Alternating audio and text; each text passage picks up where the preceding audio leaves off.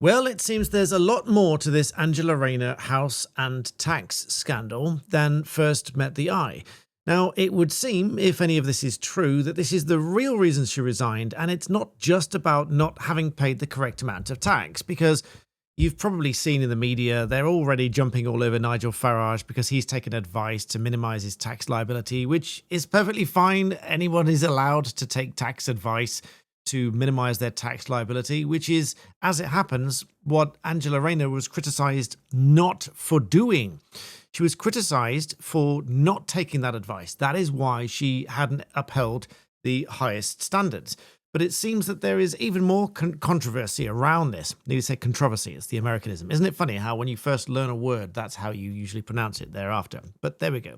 Controversy, so that some people don't start complaining in the comment section. We're here on Black Belt Secrets because this is sort of a little bit on the fringe of gossip and it's not heavily weighted in law. I like to discuss these things with you here when they are not just heavily weighted in law. They are a little bit of speculation, but a bit of an investigatory work by the Telegraph here, so I'm going to show you here. But also, why it is so many people are concerned about the Home Office and whether they are really now going to get a grip on this illegal migration business, and reasons that are now coming back to the surface once more, why Keir Starmer, Shabana Mahmood may not act in the best interests of this country. More about that in the second half of the video. First of all, let's go to this one here, because this is quite alarming, actually. Now, in short, the briefest of details, apparently this trust that was set up for her son with the payout from the NHS, which has its own controversy, which I'll come back to maybe in another video. But anyway, that bought out her share in a property so that she could then put that down as a deposit for this other property on which then she didn't pay the correct stamp duty. But the value of that property is now coming under scrutiny, because you'll see from the subheader here that this £650,000 valuation was nearly twice as much as other properties on the same street. Now, let's take a look at this, shall we? Why would that be the case? Because, quite simply, if the value was inflated and the trust bought out her share of that property, she received more money. But that seems a little bit fishy if that's the case. So it says Angela Rayner's family home was valued at almost twice the amount of other recently sold properties on the street when she sold a stake to her disabled son's trust, so she could then buy the holiday home. So if that's true, that really stinks, because if she's then somehow managed to inflate the value of that property and the trust has bought out her share in it, which would obviously be for an inflated sum, two things then follow. Not only is that wrong, because you can't just inflate the value of a property to get more money out of it. There's some sort of wrongdoing going on there. But also, if eventually when the trust sells that property on, for the benefit of her son, it may well be that it receives back less than what it has paid her for her share of the property, which this article goes on to talk about. It says here, she sold a 25% share of the house in Ashton under Lyme to the trust established for her son in exchange for £162,500.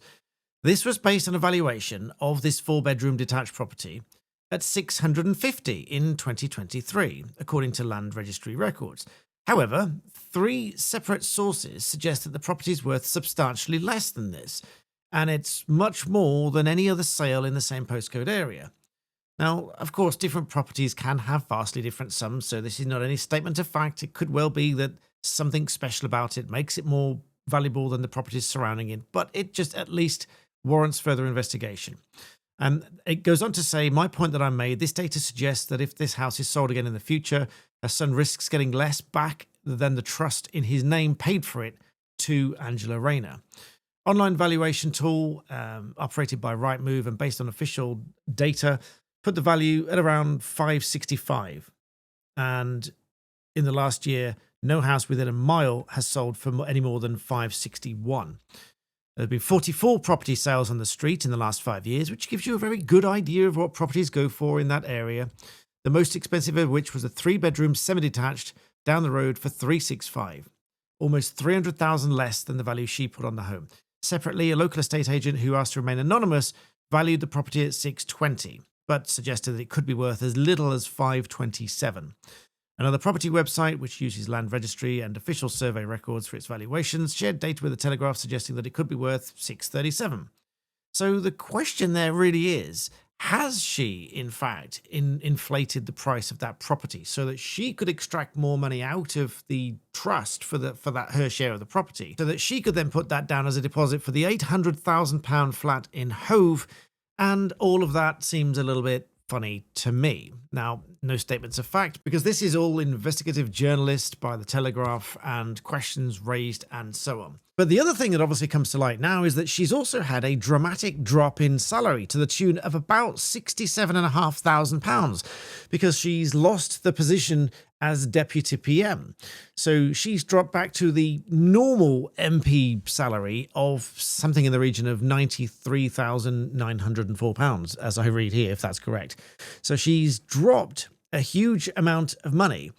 Now, the question there is, how can she then support the new property as well as all the other expenses that she would have had? And also someone in the comments on X asked the question, how could she get this mortgage and so on? And I said, this seems a little bit dodgy to me because I suppose I am still a qualified mortgage advisor, although I haven't done that for a very long time. One of the things that these mortgage companies really do look at is risk and future projections. And so, for example, they say doctors and lawyers are sort of gold for mortgages. Not that I have a mortgage, but that doctors and lawyers are gold for mortgages because you will always, bar any really strange scenario like being struck off the GMC or struck off the roll or disbarred or whatever, you'll have a job for life, which pays very well. So those kind of professions are gold for mortgages. But I would say Angela Rayner, as a PEP, which is a politically exposed person, i.e., subject to risk of bribery and corruption and all those sorts of things. So there's those risks attached there. Also, they're only in Parliament for the parliamentary period at which they might then be losing their job as an MP altogether. But at the very least, her position in cabinet, which has inflated her salary by £67,000, that was obviously at risk for the foreseeable duration of Parliament. And as was proven by my point to say that I think that would be a significant risk for any bank in that she's now lost that position because she's resigned, she's lost that money. So now how is she going to afford that property? It might well now be that she has to sell that property if she can't afford it. Now, of course, we don't know the personal circumstances, which is why this is on Black Belt Secrets, but all something worthy of thinking of. Now, just as a harsh reality check, I did a poll on X to ask how many people on here in the UK have drafted a post and then deleted it thinking, nah, it's not worth being arrested and prosecuted under this regime. Thousands of people responded. Put in the comments below, what percentage do you think said yes, that they have deleted something thinking it's not worth being arrested and prosecuted under this regime for something that they post on X, bearing in mind how many people are prosecuted for things that they say online. Now that you've done that, it was 84.6% of thousands of people that replied to that said that they've deleted something. That is staggering. Now, bearing in mind that a lot of what you do is tracked online and people are trying to stay anonymous, but these days, it's very difficult to stay anonymous. And so that is why I can wholeheartedly recommend to you on this channel one of my partners, NordVPN, because they will provide you anonymity. It's a virtual private network, meaning it won't track anything that you do online. And whilst they can't guarantee anonymity completely, there is a guide to maintain your anonymity from them, which I'll link below. But what they do is put a barrier between you and the internet. They anonymize your connection. They keep no logs and traces of what you do online. And if you take other steps to stay anonymous as well, that's the best that you can do. But also, just yesterday at the time of recording, somebody told me that they had an account hacked just because they downloaded a PDF and they clicked something in there and it stole the session ID from their browser. And they took control of that whole browser session and all of the logins that they were logged into at that time. This was just because they clicked a link in the download, a PDF that they were sent, and they thought it was genuine. NordVPN will help you to prevent that as well, because it will scan for malicious downloads, malicious websites, and it will just stop you and make you think twice. It's cheaper than a cup of coffee and it's absolutely worth it. And as a partner to my channel here, you get 4 months extra free using the code BlackBeltSecrets at the link on screen and in the description. And of course, you get a 30-day money-back guarantee to change your mind, but you won't, because as soon as you install it and use it, it's so easy, it's quick to connect, doesn't slow you down. You'll be feeling that little bit safer commenting online. So don't forget the code BlackBeltSecrets, 4 months free, and you'll be glad you subscribed. And now back to the Home Office and whether they are really going to act in our best interests, because there's a very interesting tweet, to say the least, which if I zoom in enough and then switch screens, you can see this tweet here. Martin Daubney says, Shabana Mahmood and Keir Starmer stopped the deportation of Jamaican career criminal who went on to commit murder. In February 2020, and I'll show you the letter in a minute that supports this. In February 2020, a deportation flight of 50 Jamaican criminals was prevented from taking off after 170 MPs signed a letter to the then Prime Minister Boris Johnson. One of them was Shabana Mahmood, and another one was Sir Keir Starmer. On that flight was Ernesto Elliott, 45 years old, prolific offender, 17 crimes on his rap sheet, including possession of an imitation firearm. Thanks to the interventions of Shabana Mahmood and Keir Starmer, he remained in Britain.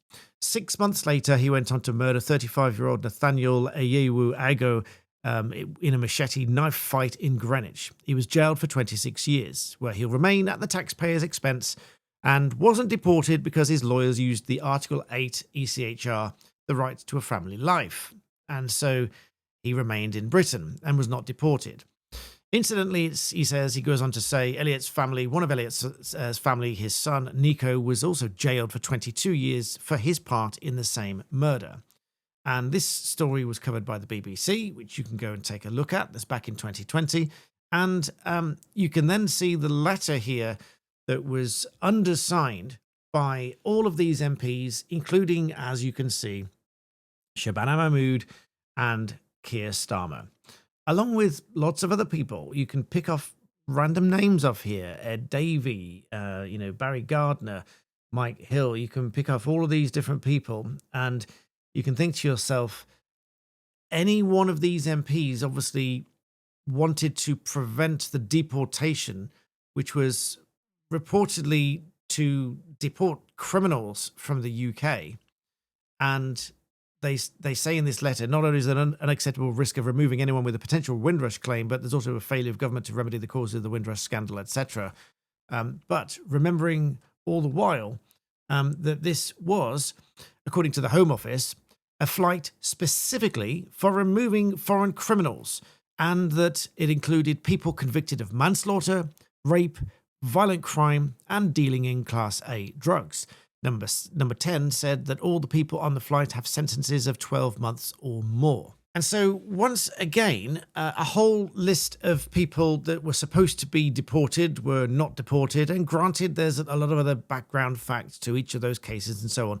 But if the Home Office seeks to deport foreign criminals who are convicted, as it was reported here, specifically for manslaughter, rape, violent crime, Class A drugs, and all sorts of serious offences, if they wanted to deport these people for those offences, and that is to protect the people of the UK, that is to protect our state dignity and sovereignty, and yet people who were fighting against it are now in government, not just in government, but Shabana Mahmood in the Home Office. As I posted on X, she would have my full support if she does indeed act for the people of the UK, the best interests of the UK and British citizens and so on, and actually seek to remove foreign criminals and to prevent the influx of illegal migration, which is going to create significant risk in this country.